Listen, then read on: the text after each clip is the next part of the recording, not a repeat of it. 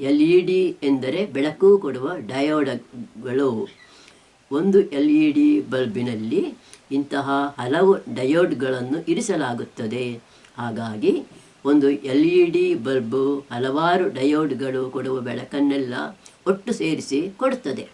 ಇನ್ನೊಂದು ವಿಷಯವೇನೆಂದರೆ, ಬೆಳಕು ಕೊಡುವ ಡಯೋಡ್ಗಳಿಗೆ ಒಂದೇ ದಿಕ್ಕಿನಲ್ಲಿ ಹರಿಯುವ ಕರೆಂಟು ಬೇಕಾಗುತ್ತದೆ. ಆದರೆ ನಮ್ಮ ಮನೆಗಳಲ್ಲಿ ಬಳಸುವ ಕರೆಂಟು ಎರಡು ಕಡೆಗಳಲ್ಲೂ ಹರಿಯುವ AC ಕರೆಂಟು. ಹಾಗಾಗಿ ಇದನ್ನು ಒಂದೇ ದಿಕ್ಕಿನಲ್ಲಿ ಹರಿಯುವ DC ಕರೆಂಟಾಗಿ ಮಾರ್ಪಡಿಸಬೇಕಾಗುತ್ತದೆ. ಈ ಕೆಲಸವನ್ನು ಮಾಡುವ ಉಪಕರಣವನ್ನು LED ಬಲ್ಬಿನ ಒಳಗೇನೆ ಇರಿಸಿರುತ್ತಾರೆ.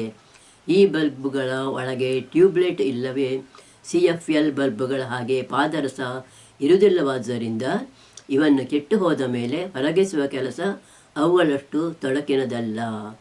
ಒಂದು ಕೋಣೆಯಲ್ಲಿ ಇರಿಸಿರುವ ದೀಪ ಇಲ್ಲವೇ ಬಲ್ಬು ಎಷ್ಟು ಬೆಳಕು ಕೊಡುತ್ತದೆ ಎಂಬುದು ಗೋಡೆಯ ಬಣ್ಣ, ಕೋಣೆಯಲ್ಲಿರುವ ವಸ್ತುಗಳು, ಕಿಟಕಿ ಬಾಗಿಲುಗಳು, ಅವರ ಪರದೆಗಳು ಮೊದಲಾದವುಗಳ ಮೇಲೂ ಅವಲಂಬಿಸಿರುತ್ತವೆ. ಇವು ಕಡುಬಣ್ಣದವಳಾದರೆ ಬಹಳಷ್ಟು ಬೆಳಕನ್ನು ಹೀರಿಕೊಂಡು ಕೋಣೆಯಲ್ಲಿ ಕಡಿಮೆ ಬೆಳಕು ಉಳಿಯುವಂತೆ ಮಾಡುತ್ತವೆ ಮತ್ತು ಕಡಿಮೆ ಬಣ್ಣದವುಗಳಾದರೆ ಇಲ್ಲವೇ ಬೆಳಕನ್ನು ಪ್ರತಿಬಿಂಬಿಸುವಂಥವುಗಳಾದರೆ ಕೋಣೆಯಲ್ಲಿ ಹೆಚ್ಚು ಬೆಳಕಿರುವಂತೆ ಮಾಡುತ್ತವೆ. ಸಾಮಾನ್ಯವಾಗಿ ನೆಲಕ್ಕಿಂತ ಕಡಿಮೆ ಬೆಳಕನ್ನು ಹೀರಿಕೊಳ್ಳುವ ಗೋಡೆ ಮತ್ತು ಗೋಡೆಗಿಂತ ಕಡಿಮೆ ಬೆಳಕನ್ನು ಹೀರಿಕೊಳ್ಳುವ ಸೀಲಿಂಗು ಇದೆಯಾದರೆ ಅಂತಹ ಕೋಣೆಯಲ್ಲಿ ಬೆಳಕು ಸರಿಯಾಗಿರುತ್ತದೆ. ಹಾಗಾಗಿ ಸೀಲಿಂಗಿನ ಬಣ್ಣ ಗೋಡೆಯ ಬಣ್ಣಕ್ಕಿಂತ ತೆಳುವಾಗಿರಬೇಕು.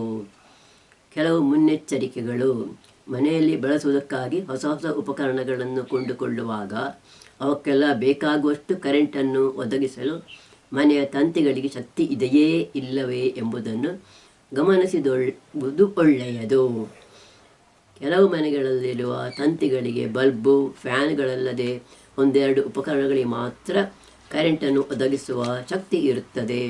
ಅಂತಹ ಮನೆಗಳಲ್ಲಿ ಹಲವಾರು ಹೆಚ್ಚು ವ್ಯಾಟ್ ಇರುವ ಗೀಸರು, ಹೀಟರು, ಮಿಕ್ಸರು ಮೊದಲಾದ ಉಪಕರಣಗಳನ್ನು ಬಳಸತೊಡಗಿದರೆ ಆಗಾಗ ಫ್ಯೂಸ್ ಹೋಗತೊಡಗಿತು ಮತ್ತು ಬೋರ್ಡಿನ ಹತ್ತಿರ ಇಲ್ಲವೇ ಬೇರೆ ಕಡೆಗಳಲ್ಲಿ ಬೆಂಕಿ ಏಳತೊಡಗಿತು. ಇದಲ್ಲದೆ ಹೆಚ್ಚು ಬೆಲೆ ಕೊಟ್ಟು ತಂದಿರುವ ಕಲರ್ TV, ರೆಫ್ರಿಜರೇಟರ್ ಮೊದಲಾದವುಗಳು ಸರಿಯಾಗಿ ಕೆಲಸ ಮಾಡಲಾರವು ಇಲ್ಲವೇ ಕೆಟ್ಟು ಹೋದವು. ನೀವು ಬಳಸುವ ಉಪಕರಣದ ತಂತಿ ಹಳೆಯದಾಗಿದೆಯಾದರೆ ಇಲ್ಲವೇ ತುಂಡಾಗಿದೆಯಾದರೆ ಅದನ್ನು ಹಾಗೆಯೇ ಅಲ್ಲಿ ಇಲ್ಲಿ ಜೋಡಿಸಿ ಬಳಸುವುದು ಅಪಾಯಕರ. ಆ ತಂತಿಯ ಬದಲು ಹೊಸ ತಂತಿಯನ್ನು ಬಳಸಿಕೊಳ್ಳುವುದು ಒಳ್ಳೆಯದು. ಎರಡು ತಂತಿಗಳನ್ನು ಜೋಡಿಸಿ ಬಳಸುವುದರಿಂದ ಉಪಕರಣಕ್ಕೆ ಸರಿಯಾಗಿ ಕರೆಂಟು ಸಿಗುವುದಿಲ್ಲ. ಆದಷ್ಟು ಮಟ್ಟಿಗೆ ಸಂದುಗಳಿಲ್ಲದ ತಂತಿಯನ್ನೇ ಬಳಸಿರಿ. ತಂತಿಗಳನ್ನು ಆದಷ್ಟು ಮಟ್ಟಿಗೆ ಚಿಕ್ಕದಾಗಿ ಇರಿಸಬೇಕು. ಹೆಚ್ಚು ಉದ್ದ ಇರುವ ತಂತಿ ಕೈಗೋ ಕಾಲಿಗೋ ಸಿಕ್ಕಿ ಹಾಕಿ ಇಲ್ಲವೇ ಮಕ್ಕಳ ಕೈಗೆ ಸಿಕ್ಕಿ ಉಪಕರಣ ಕೆಳಗೆ ಬೀಳುವಂತಾಗಬಹುದು ಮತ್ತು ಇಂತಹ ಹೆಚ್ಚು ಉದ್ದ ಇರುವ ತಂತಿ ಗಂಟುಗಟ್ಟಿಕೊಂಡು ಆ ಜಾಗದಲ್ಲಿ ಸರಿಗೆ ಹೊರಗೆ ಬಂದು ಶಾಕ್ ತಗಲಬಹುದು. ಉಪಕರಣದ ತಂತಿ ಹೆಚ್ಚು ಉದ್ದ ಇದ್ದಷ್ಟು ಕರೆಂಟು ಹೆಚ್ಚು ದೂರ ತನಕ ಹರಿಯಬೇಕಾಗುವುದರಿಂದ ಅನವಶ್ಯಕವಾಗಿ ಹೆಚ್ಚು ಕರೆಂಟು ವೆಚ್ಚವಾದೀತು. ತಂತಿಗಳನ್ನು ಕಿಟಕಿ ಇಲ್ಲವೇ ಬಾಗಿಲುಗಳ ಸಂದುಗಳ ಮೂಲಕ ಕಾರ್ಪೆಟ್ನ ಕೆಳಗೆ ಮತ್ತು ಮನೆಯವರು ಓಡಾಡುತ್ತಿರುವ ಜಾಗದಲ್ಲಿ ಹಾದು ಹೋಗೋದಂತೆ ಜೋಡಿಸುವುದು ಅಪಾಯಕರ. ನಿಮಗೆ ತಿಳಿಯದಂತೆ ಅಂತಹ ಜಾಗಗಳಲ್ಲಿ ಅವು ಸವೆದು ಹೋಗಿ ಒಳಗಿರುವ ಸರಿಗೆ ಹೊರಗೆ ಬರಲು ಶುರುವಾದರೆ ಮುಟ್ಟಿದವರಿಗೆ ಶಾಕ್ ತಗಲಿತು ಮತ್ತು ಅಲ್ಲೇ ಶಾರ್ಟ್ ಸರ್ಕ್ಯೂಟು ಆಗಿ ಬೆಂಕಿ ಎದ್ದೀತು. ಒಮ್ಮೊಮ್ಮೆ ಅವಸರದಲ್ಲಿ ತಾತ್ಕಾಲಿಕ ವ್ಯವಸ್ಥೆ ಎಂದು ಈ ರೀತಿ ತಂತಿಗಳನ್ನು ಜೋಡಿಸಿರುತ್ತಾರೆ. ಆದರೆ ತಾತ್ಕಾಲಿಕ ವ್ಯವಸ್ಥೆ ಹಲವು ತಿಂಗಳು ಕಳೆದರೂ ಹಾಗೆಯೇ ಉಳಿದಿರುತ್ತದೆ. ಹಾಗಾಗಿ ಎಷ್ಟೇ ಅವಸರ ಇದ್ದರೂ ಈ ರೀತಿ ತಂತಿಗಳನ್ನು ಜೋಡಿಸಲು ಹೋಗದಿರುವುದೇ ಒಳ್ಳೆಯದು.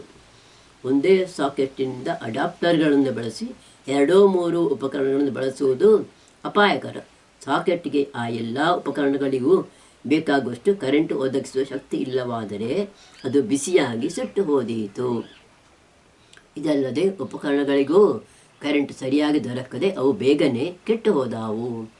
ಆದಷ್ಟು ಮಟ್ಟಿಗೆ ಅಡಾಪ್ಟರ್ಗಳನ್ನು ಮನೆಯಲ್ಲಿ ಬಳಸದಿರುವುದೇ ಒಳ್ಳೆಯದು. ಪ್ಲಗ್ ಇಲ್ಲದೆ ಸ್ವಿಚ್ಚನ್ನು ಒದ್ದೆ ಕೈಯಿಂದ ಮುಟ್ಟಬೇಡಿರಿ. ನೀರಿನ ಮೂಲಕ ಕರೆಂಟು ಹರಿಯಬಲ್ಲದಾದ ಕಾರಣ ನಿಮ್ಮ ಕೈಗೆ ಶಾಕ್ ತಗಲಿತು. ಸಾಕೆಟ್ಟಿನಿಂದ ಪ್ಲಗ್ಗನ್ನೇ ಹಿಡಿದು ಎಳೆಯಿರಿ. ತಂತಿಯನ್ನು ಹಿಡಿದು ಎಳೆಯಬೇಡಿರಿ, ಇಲ್ಲವಾದರೆ ಪ್ಲಗ್ಗಿನೊಳಗಿನ ಸರಿಗೆ ಕಿತ್ತು ಹೋಗಿ ಇನ್ನೊಮ್ಮೆ ಉಪಕರಣವನ್ನು ಬಳಸುವಾಗ ತೊಂದರೆಯಾದೀತು.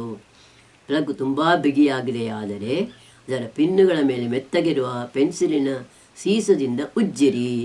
ಆದಷ್ಟು ಮಟ್ಟಿಗೆ ಮನೆಯಲ್ಲಿ ಬಳಸುವ ಉಪಕರಣಗಳಿಗೆಲ್ಲ 3 ಪಿನ್ ಪ್ಲಗ್ಗನ್ನೇ ಬಳಸಿರಿ. ಅಡಾಪ್ಟರ್ನ ಮೂಲಕ 3 ಪಿನ್ನಿನ ಪ್ಲಗ್ ಇರುವ ಉಪಕರಣವನ್ನು 2 ತೂತಿನ ಸಾಕೆಟ್ಗೆ ಜೋಡಿಸಿ ಬಳಸುವುದು ಅಪಾಯಕರ.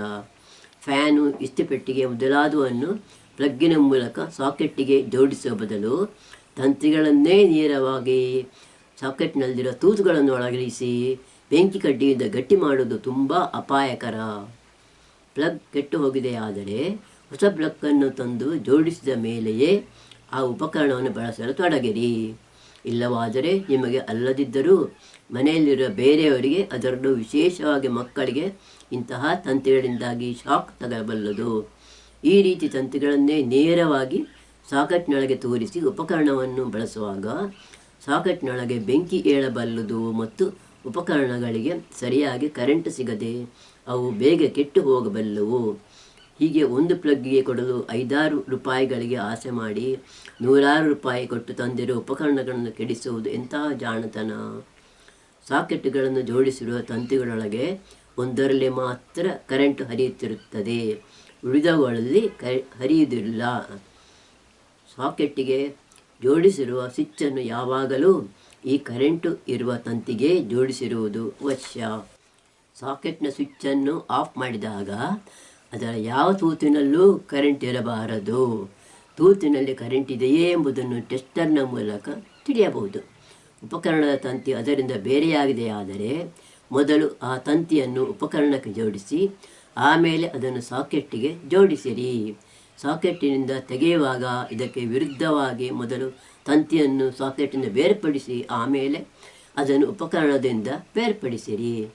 ಸಾಕೆಟ್ ಮತ್ತು ಉಪಕರಣ ಇವೆರಡಕ್ಕೂ ಬೇರೆ ಬೇರೆ ಸ್ವಿಚ್ಗಳಿರುವಾಗ, ಉದಾಹರಣೆ ಟೆಲಿವಿಷನ್, ಅವನ್ನು ಆನ್ ಮತ್ತು ಆಫ್ ಮಾಡಲು ಇದೇ ರೀತಿ 2 ವಿರುದ್ಧವಾದ ವಿಧಾನಗಳನ್ನು ಬಳಸಬೇಕು. ಉಪಕರಣವನ್ನು ಆನ್ ಮಾಡುವ ಮೊದಲು ಸಾಕೆಟ್ನ ಸ್ವಿಚ್ಚನ್ನು ಆನ್ ಮಾಡಿಕೊಳ್ಳಿರಿ ಮತ್ತು ಉಪಕರಣವನ್ನು ಮೊದಲು ಆಫ್ ಮಾಡಿ ಆಮೇಲೆ ಸಾಕೆಟ್ನ ಸ್ವಿಚ್ಚನ್ನು ಆಫ್ ಮಾಡಿರಿ. ಕರೆಂಟಿನ ಉಪಕರಣಗಳನ್ನು ತೊಳೆಯುವುದಿದ್ದರೆ, ಎಲ್ಲಿ ಕೆಟ್ಟು ಹೋಗಿದೆ ಎಂದು ಪರೀಕ್ಷೆ ಮಾಡುವುದಿದ್ದರೆ, ಇಲ್ಲವೇ ಒಂದು ಕಡೆಯಿಂದ ಇನ್ನೊಂದು ಕಡೆಗೆ ತೆಗೆದುಕೊಂಡು ಹೋಗುವುದಿದ್ದರೆ ಮೊದಲು ಸ್ವಿಚ್ಚನ್ನು ಆಫ್ ಮಾಡಿ ಅವನ್ನು ಸಾಕೆಟ್ನಿಂದ ಬೇರೆ ಮಾಡಿರಿ. ಬಲ್ಬ್ ಬದಲಾಯಿಸುವ ಮೊದಲು ಸ್ವಿಚ್ಚನ್ನು ಆಫ್ ಮಾಡಲು ಮರೆಯಬೇಡಿರಿ. Rice cooker, toaster, coffee kettle ಮೊದಲಾದವನ್ನು ತೊಳೆಯಬೇಕಿದ್ದರೆ ಅವನ್ನು ನೀರಿನಲ್ಲಿ ಪೂರ್ತಿ ಮುಳುಗಿಸಬೇಡಿರಿ. ಕರೆಂಟಿನ ಕುರಿತಾಗಿ ನೀವು ಎಷ್ಟು ಮುಂಜಾಗ್ರತೆ ವಹಿಸಿದರೂ ಅದು ಕಡಿಮೆಯೇ. ಕಣ್ಣಿಗೆ ಕಾಣಿಸದೇ ಇರುವಂತಹ ಈ ಶಕ್ತಿ ಎಷ್ಟು ಉಪಕಾರಿಯೋ ಅಷ್ಟೇ ಉಪದ್ರವಕಾರಿಯೂ ಆಗಿದೆ ಎಂಬುದನ್ನು ಮರೆಯಬೇಡಿರಿ.